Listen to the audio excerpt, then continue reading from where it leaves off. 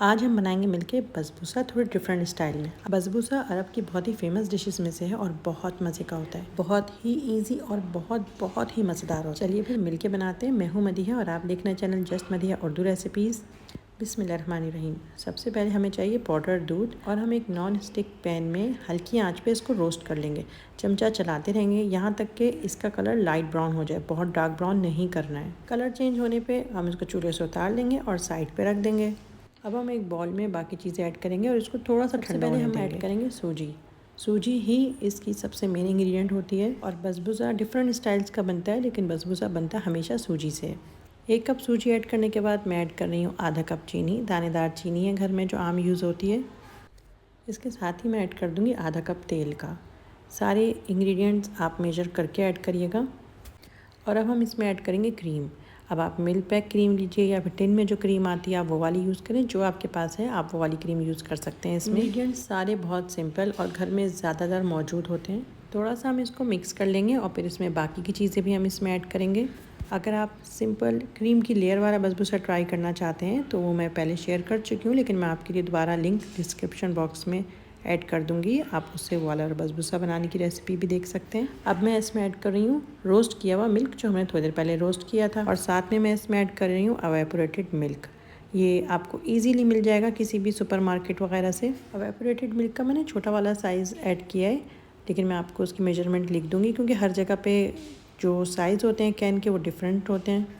तमाम चीज़ों को हम मिक्स कर लेंगे। बहुत ज़्यादा मिक्सिंग की हमें ज़रूरत नहीं है, जैसे केक में होती है कि हमें उसका बैटर को फ्लफ़ी करना होता है, उसमें अंडे होते हैं। इसमें ऐसा कुछ नहीं है, इसको हल्का सा मिक्स करेंगे। अब मैं इसमें ऐड कर रही हूँ 1 चमचा बेकिंग पाउडर का।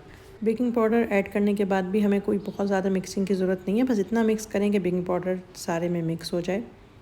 ओवन मैंने रेडी कर लिया है। ओवन मेरा चल रहा है 180 टेम्परेचर पे। ओवन हमने रेडी कर लिया है, गर्म हो रहा है।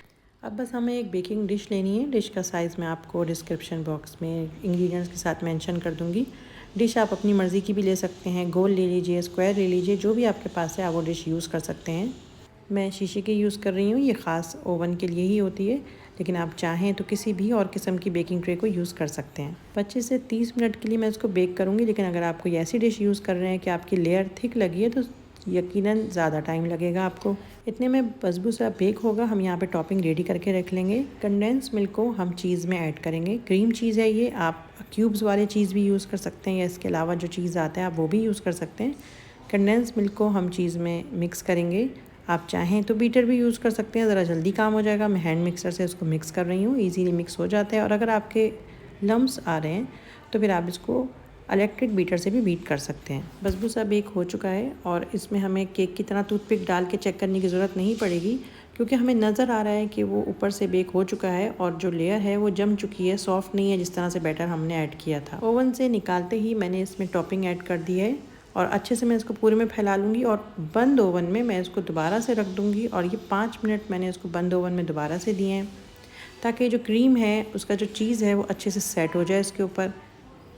5 मिनट बंद ओवन में रखने के बाद, जो कि गर्म था, मैं इसको वापस निकाल लूँगी। इसमें अपनी मर्ज़ी की कोई सी भी डेकोरेशन करूँगी। मैंने सिनेमन पाउडर ऐड किया और उससे इसका फ्लेवर बहुत ज़्यादा उठ जाता है। आप चाहें तो पिस्ते ऐड करें, आप चाहें तो कोको पाउडर ऐड करें या कुछ और स्प्रिंकल करें, लेकिन मेरी बात माने तो सिनेमन ही ऐड करिएगा इसमें। आप चाहें तो इसको ठंडा सर्व करें, आप चाहें तो इसको गरम गरम सर्व करें। जिस तरह से भी आपको पसंद आ रहा है आप उस तरह से इसको सर्व करिए। बहुत मज़े का लगता है और यकीन जानिए इंशाल्लाह आपको बहुत पसंद आने वाला है। और ये अरब की बहुत ही फेमस डिशेज़ में से एक डिश है। हाथ तो आपका रुकेगा नहीं जिस तरह से मेरा नहीं रुक रहा है। चलिए मैं थोड़ा वेट करती हूँ, घर वालों को सर्व करती हूँ। दुआ में ज़रूर याद रखिएगा, चैनल को लाइक और सब्सक्राइब ज़रूर कर दिएगा।